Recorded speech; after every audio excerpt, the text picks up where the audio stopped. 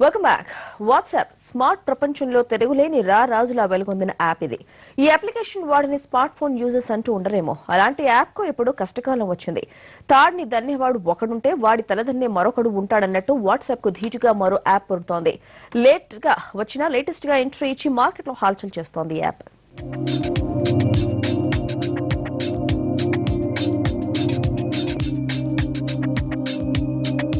ముందొచ్చిన చెవుల కంటే వెనకొచ్చిన కొమ్ములే వాడన్నట్టుంది వాట్సాప్ పరిస్థితి.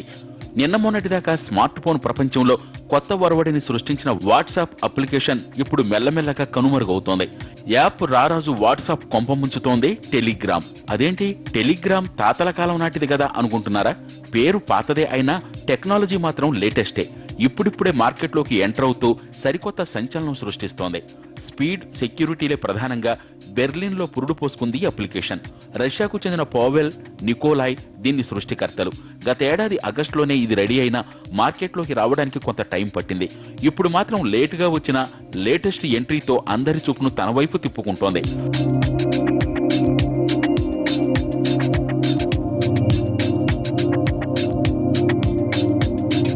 ఫొటోస్ అండ్ వీడియో షేరింగ్ లో వాట్సాప్ కంటే వేగంగా ఉండటంతో ఈ అప్లికేషన్ కు ఆదరణ లభిస్తోంది. లుక్ లో కూడా కొంత కలర్ఫుల్ గా ఆకట్టుకుంటోంది.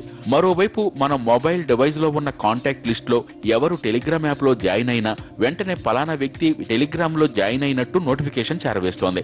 ఆన్లైన్ లో ఉన్న వారి జాబితా కూడా చూపిస్తోంది. మరోవైపు త్వరలో వాట్సాప్ ఛార్జీలు వసూలు చేయనుందని, కమర్షియల్ కాబోతుందన్న ఊహాగానాలు వస్తుండటంతో టెలిగ్రామ్ కు యూజర్స్ టర్న్ అవుతున్నారు. మార్కెటర్స్, అడ్వర్టైజర్స్ వంటి థర్డ్ పార్టీ నుంచి కూడా హ్యాకింగ్, వైరస్ అటాకింగ్ వంటివి లేకుండా పూర్తిస్థాయి సెక్యూరిటీ కూడా మరో ఫీచర్ గా చెప్పుకోవచ్చు. ఏకంగా ఒక్కో గ్రూప్ లో 100 మంది కాంటాక్ట్స్ లో ఏకంగా 200 గ్రూపులు క్రియేట్ చేసుకునే అవకాశం కూడా ఇందులో ఉంది. క్షణక్షణానికి మారిపోతున్న స్మార్ట్ ఫోన్ ప్రపంచంలో యాప్ల్లోనూ అదే ఒరవడి కొనసాగుతోంది. కొత్త ఒక వింత, పాతకు రోతంటే ఇదేనేమో.